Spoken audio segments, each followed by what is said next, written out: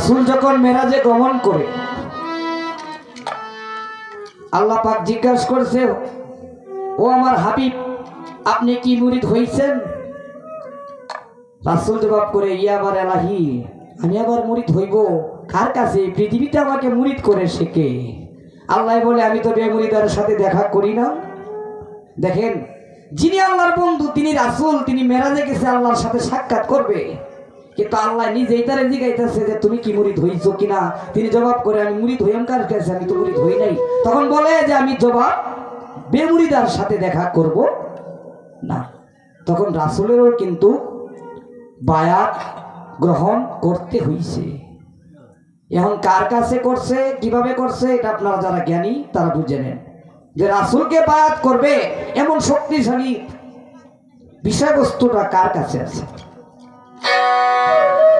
তারে আকিনি রে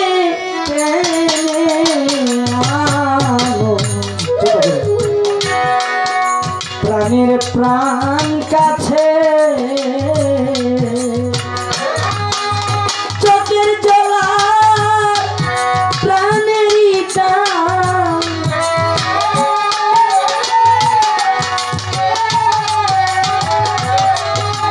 চোখের জ্বালা প্রাণেরই টান, তাবিনে কি মন্ত্রে আছে, প্রাণের প্রাণ কাছে তারে আগিনি রে আনো, প্রাণের প্রাণ কাছে।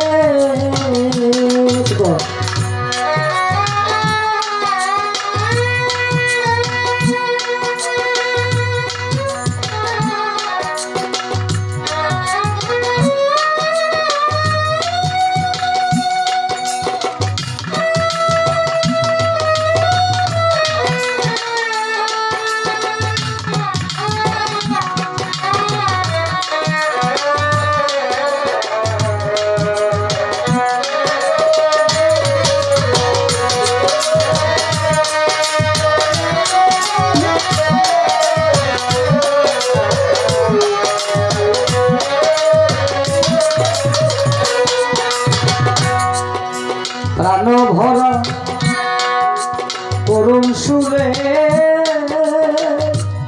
প্রাণের প্রাণ ভরা, এই যে সাধক কি বলছে, প্রাণ ভরা করুণ সুরে প্রেম ভাবে ডাকলে তারে, চোখের জল আর প্রাণের এই টান, মানে আপনার মন এবং প্রাণ, চোখের জল, এই তিনটা যদি এক হয় তাহলে পাওয়া সম্ভব। অনান্য কান্দনটা যদি এইভাবে কান্দে, মনে করেন এক লোকের বাপ মারা গেছে, এমন কান্দন কান্দছে, এক লোকে জিগায়, বাবারে তুই কান্দস কে? কয় বাপ মরছে, দুঃখ কোনায় আজ নাই যে বাড়ি কিনছে। এইরকম কান্দন কানলে হবে না। এই কারণে বলছে প্রাণ ভরা করুণ সুরে কুকঞ্চান প্রাণ ভরে ডাকিলে তারে গো অমনি আসে হেসে হেসে,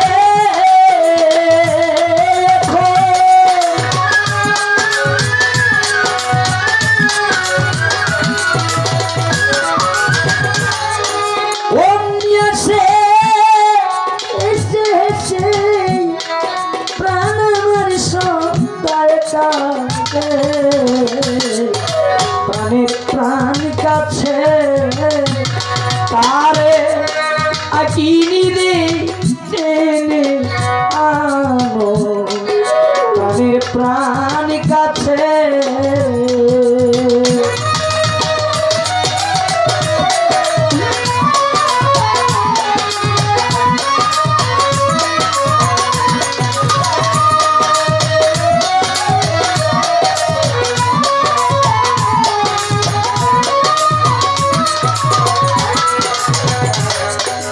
খেলায় খেলায় প্রাণ পুতুল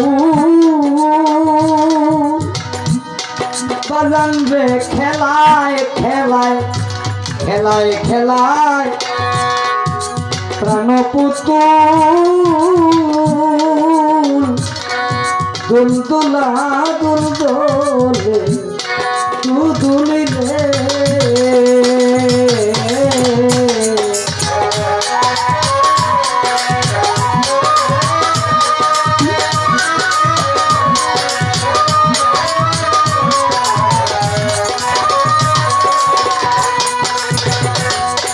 খেলায় খেলায় প্রাণ পুতুল পাঞ্জাবিরা খেলায় খেলায় প্রাণ পুতুল ওদরদি দুল দুলা দুল দুলে দুদুলি রে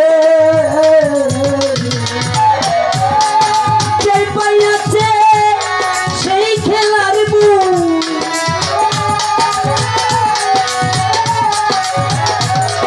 পরে যে পাই আছে সেই খেলার মায়ের কোল ছাড়িয়ার দিছে প্রাণের প্রাণ কাছে তারে আকিনি রে টেনে আনো ভক্তরা প্রাণের প্রাণ কাছে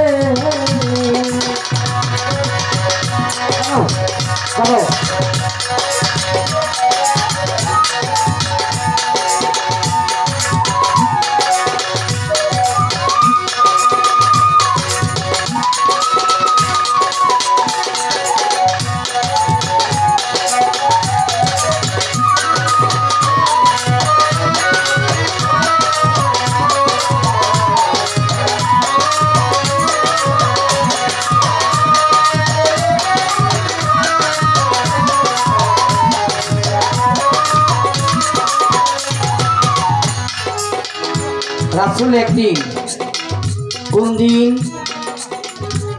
যখন কাফেরেরা রাসূলের উপর অত্যাচার তীক্ষ্ণ হইতে তীক্ষ্ণ মানে যন্ত্রণা বাড়াইতেছে মানে হিজরতের কিছুকাল আগে কিছুদিন আগে তখন 6 মাস আগে আবু বকর সিদ্দিককে রাসূল বলেছিলেন যে আবু বকর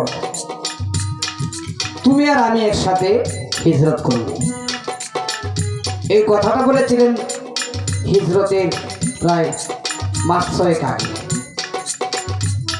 অনেকেই হিজরত করছে মক্কা থেকে মদিনায় কেউ আবার এই অন্য জায়গায়ও হিজরত করছে কিন্তু রাসূল হিজরত করে না যখন আল্লাহর তরফ থেকে হুকুম আসলো রাসূলের হিজরত করতে হবে মানে স্থানান্তর হইতে হবে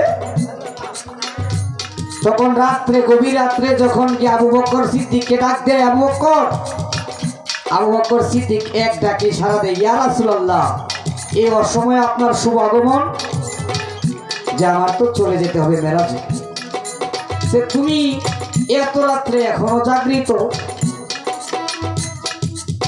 তখন আবু বকর বলছিল রাসূল হযরত মুহাম্মদ সাল্লাল্লাহু আলাইহি ওয়াসাল্লাম আপনি একদিন বলেছিলেন আপনি আপনার সাথে আমার হিজরত হবে এই দিন থেকে আমি এই পর্যন্ত যতগুলি দিন চলে যায় আমি একটি রাত্রও ঘুমাই নাই কারণ আপনি নবী কোন সময় আমার দরজায় এসে করা নেন এখন ভক্ত তো বাবাই যে আসতে ভক্ত তো এলাও ভক্ত আছে না এরকম যেমন ভক্ত তেমন গুরু আবার এইরকম ভক্ত আছে কি ভক্ত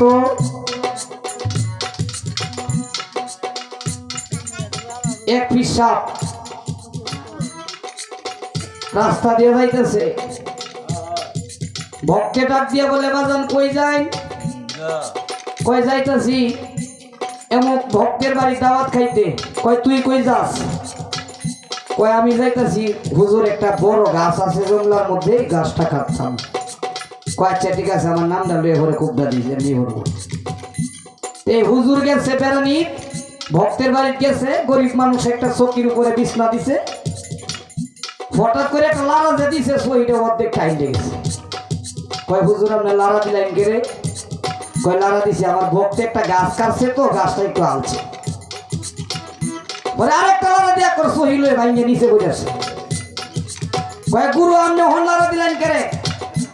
কয় ভক্ত হকলে গাছটা মাটি ফালছে। পরে ভক্ত তো গাছ কাটতেছে না, এটা বড় কয়ে আইছে। আয় কয় গুরু কিরম আসল? কয় বালা। কয় গাছ তো গুরু কাটতাছি না।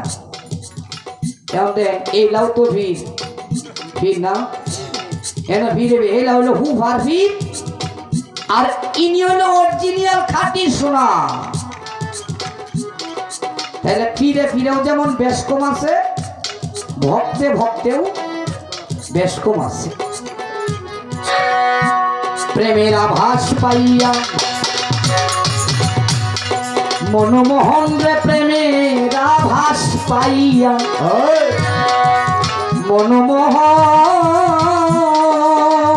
মনমোহন গাছতলাতে করছে রুদন রে।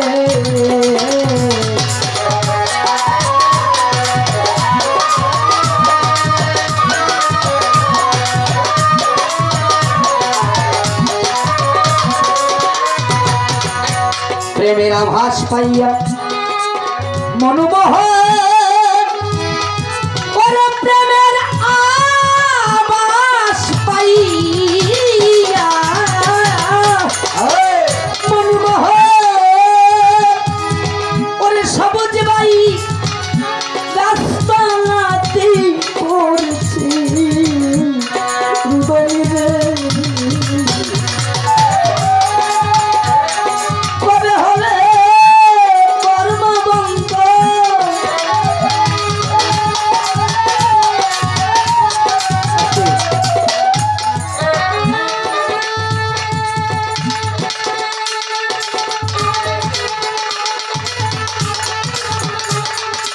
বেড়াতে পারবো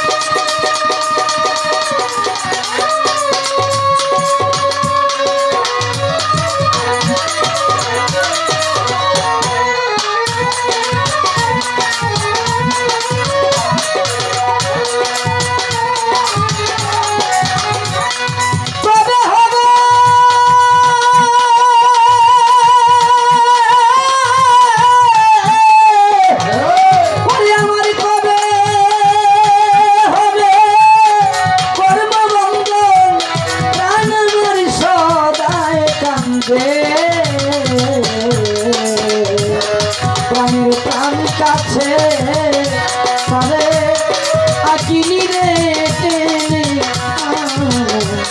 প্রাণের প্রাণ কাছে পারে আকিনি রে,